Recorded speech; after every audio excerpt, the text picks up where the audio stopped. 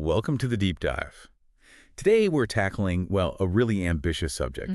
We're diving into the life, the career, the whole philosophy, really, of a musician defined by, well, what seems like impossible duality. Right. Well, Our focus is the rhythmic powerhouse behind one of the biggest bands on the planet. The bassist, known fully as Roberto Agustin Miguel Santiago Samuel Trujillo Veracruz. and just that name itself, it speaks volumes about his heritage, Mexican, Native American. It hints at the complexity we're getting into. Definitely. Because if you look at his journey, you, the listener, have to somehow reconcile these incredibly different musical worlds. We're talking like Jaco Pastorius-level jazz fusion, Yeah. slamming into intense crossover thrash funk metal, Yeah. and then landing squarely in, well, Metallica. Exactly. And that's our mission today. Not just how we made those shifts, but how we actually synthesize them. How does the guy who seriously studied jazz, aiming to be a studio musician, end up anchoring the massive down-picked riffs of Metallica for, 2 decades now? It's a fascinating question. It suggests he's not just, a heavy metal bassist. He's more like a musician applying this incredibly deep understanding of rhythm to heavy music. That's the key distinction, I think. We're not just looking at him filling a role. No, he's a synthesis artist, someone Yeah. deliberately merging different styles to create something new. And understanding his past, those early influences, is absolutely crucial to getting his current approach. Okay, let's dig into that foundation then. Roberto was born in Santa Monica, California, October 23rd, 1964. Right. Grew up nearby in Culver City. His dad was a high school teacher there, Yeah. so, Southern California roots. But the music in the house, that wasn't your typical future metalhead soundtrack. No, not at all. And what's really key here, according to the sources, is his mother's influence. A deep, profound love for soul music. Ah. We're talking Marvin Gaye, James Brown, Sly and the Family Stone. Just think about that foundation, the rhythm, the syncopation, the groove. Yeah, that's a masterclass right there. Exactly. It gives him that sense of pocket, that feel that Yeah. a lot of metal bassists just, well, they don't always have it in the same way. But at the same time, growing up then, he's also soaking up the heavy stuff, right? Playing in those backyard party bands. Right, learning the essentials, Black Sabbath, Ozzy, Rush, Led Zeppelin. So he's balancing that funk and soul feel with the power, the low-end weight of early metal. It's quite a mix already. It is. But then came the real game changer, the moment that seems to have completely redefined the bass for him, Oh. Jaco Pastorius. Ah, Trujillo's clear Jaco was his hero, not just technically, but like a total artistic mind shift. Okay, hold on. The comparison he makes. He said hearing Pistorius was like hearing Eddie Van Halen's Eruption for the first time. Just huge. Massive. Yeah. He's putting a bassist's innovative work on the same level as the moment that basically rewrote rock guitar. It tells you he saw the bass as a lead voice, a virtuoso instrument capable of driving everything, not just holding down the root note. A completely different philosophy. Totally. And it wasn't just the chops. Trujillo's description of Jaco is so telling. He said he was funk, he was rock, he was soul, and his whole attitude was punk. Wow. That sums up the versatility, doesn't it? And that sort of aggressive edge. Exactly. That's the spirit Trujillo kind of absorbed, seeing the bass as this powerful, almost rebellious tool. And he backed it up with serious study. At 19, he actually went to jazz school. Yeah, with the goal of becoming a studio musician. Mastering the craft, the theory, the technique for total versatility. But even while he's deep in jazz fusion theory, he never lost that love for rock and metal. It's like he was building this incredibly sophisticated toolkit, knowing he'd eventually use it to, tear down stadium walls. That jazz school background really explains his fingerstyle technique, his understanding of harmony, chords, complex fills. He got the highest level of musical knowledge before diving into the heavy stuff. Smart move. That sophisticated toolkit found a perfect outlet pretty quickly, didn't it? Yeah. Late 80s crossover thrash. Yeah, which itself was a hybrid punk energy, metal skills, but often needing more funk, more groove than traditional thrash. Which leads us straight to Suicidal Tendencies, his first major professional gig, really. Yeah. Roughly 89 to 95. Right. He replaced Bob Heathcote. And there's that little trivia nugget. He was initially billed as Stymie on that 89 record, controlled by hatred feel like shit. Deja vu. Huh. Stymie. Okay. And his work with them during that time is pretty defining for that genre, right? Oh, yeah. Seminal albums, Lights. Camera. Revolution in 90, The Art of Rebellion in 92, Suicidal for Life in 94. These records really expanded their sound, and he was right there applying that high-level technique to really raw, aggressive music. But he wasn't just doing Suicidal. This is where the synthesis thing really kicks in. Exactly. He had this major side project going at the same time, Infectious Grooves. Okay. That let him fully unleash the funk, the jazz, the slap bass. The supergroup, yeah, with Mike Muir again. Mm. Infectious Grooves felt like, well, like the gloves were off. Totally. If Suicidal was punk metal fusion, Infectious Grooves was high-level funk metal improvisation. Real showcase stuff. You can hear it right through their records. The Plague That Makes Your Booty Move. Great title. Sarsipius' Arc, Groove Family Psycho. This is where you hear the Pistorius influence dialed up to 11, the slap technique, the fast finger runs, the complex rhythms. He wasn't just a metal guy who knew some funk licks. He was a seriously sophisticated groove player applying it all to heavy music. He was already this complex musical force before Metallica even came calling. Okay, so after that intense period with Suicidal and Infectious Grooves, things shifted a bit. Mid-90s, he moves towards, well, the sources say more straightforward hard rock and metal. Right. He joins Ozzy Osbourne's band in the late 90s. Which shows incredible adaptability, really, going from the kind of wild genre-mashing improv of Infectious Grooves to the more structured world of an Ozzy stadium show. Definitely requires a different kind of discipline. Less about flashy technique, maybe, and more about locking into that huge hard rock machine. And he contributed creatively there, too, right? He wasn't just playing the parts. No, he co-wrote several songs on the Down to Earth album in 2001, so he brought compositional skills to the table, proving he could create within that established hard rock style. But this Ozzy era, it also had that footnote, the re-recording controversy in 2002. Yeah, you can't really talk about his time with Ozzy without mentioning that. It's still pretty contentious for some fans. So let's be clear, just presenting the facts here. Trujillo was asked to re-record the original bass parts for the reissues of Blizzard of Oz and Diary of a Madman. Parts originally played brilliantly by Bob Daisley. And the reason given for this pretty drastic move, Daisley claimed he hadn't been paid proper royalties for his work on those classic albums. which put Trujillo in a really awkward spot professionally. Absolutely. He's the guy tasked with replacing legendary tracks because of a legal and financial dispute, not a creative one. It's one of those tough situations musicians can find themselves in, dealing with legacy, money, contracts. Yeah, messy. But it does show the level of trust in his ability, that he was considered capable of reproducing that iconic work under pressure. True. And even while doing the Ozzy gig, he kept exploring. He formed Mass Mental with Benji Webby from Dub War. Described as ragga-punk metal, so definitely an outlet. Oh, yeah. While holding down the big rock gig, he's still pushing boundaries on the side.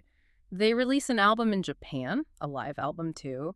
It shows he always needed that space for musical freedom, for experimentation. He also did a short stint with Zakk Wylde's band, Black Label Society, right? Played a few shows. Appeared on the 1919 Eternal album in 2002. Uh-huh. Kind of cementing his reputation as this top-tier professional, trusted by major players, but someone who never really lost touch with those funk and fusion roots. He was perfectly set up for what came next. Which was the really big one. The move that put him firmly into heavy music legend status. Joining Metallica, February 24th, 2003.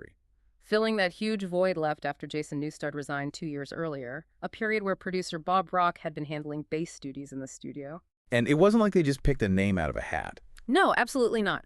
Trujillo already knew the guys. Suicidal Tendencies had toured with Metallica back in '93 and '94 on those big tours. Nowhere else to roam, shit hits the sheds. Yeah, so they knew him. They knew he could handle the pressure, the stage presence, the energy they required. He was a known quantity, a pro. A known, respected pro who got, well, quite the welcome package, that $1 million advance. Which became legendary largely thanks to some kind of monster documentary showing it all unfold. Right. It's just, wow. It really is. And you have to think about the psychology there. It wasn't just a signing bonus. It felt like they were buying stability, commitment, loyalty, making absolutely sure their bassist issue was solved decisively. Like buying institutional certainty, as you put it before. Exactly. Less about hiring a musician, more about solidifying the foundation of the band itself after a rocky period. And you have to say, the investment worked out. He joined in '03. He's now their longest-serving bassist. Incredible longevity, Right. which speaks volumes about his musical fit, his professionalism, and his ability to navigate the sometimes complex dynamics within that band, especially back then. And he got the official recognition, too. Inducted into the Rock and Roll Hall of Fame with them in 2009, alongside the current guys, and Newsted, and Cliff Burton. Yes, cementing his place in the official Metallica legacy. Looking at the discography since he joined, Mm. it's significant. Covers a lot of their modern era. Though we should clarify the St. Anger's situation. Right. He joined after that album was recorded in 2003. Bob Rock played bass on the studio tracks. Trujillo is credited as a member, toured it heavily, and he plays on the bonus live DVD that came with it, But his proper recorded debut with Metallica is Death Magnetic in 2008.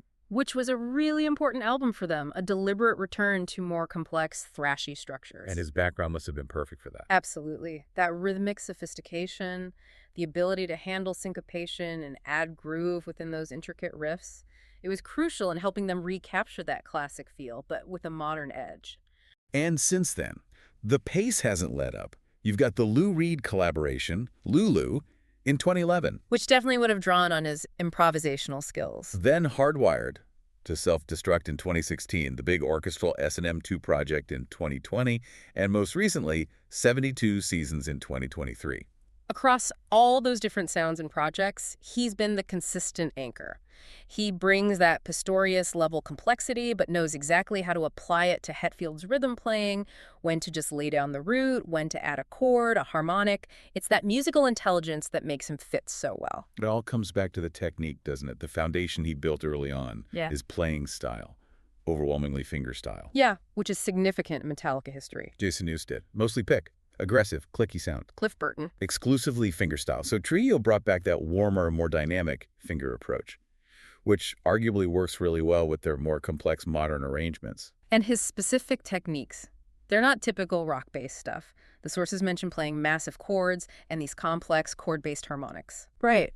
He uses the bass harmonically, not just rhythmically, adding texture, filling space when needed. It goes back to seeing the bass as more than just a foundation instrument.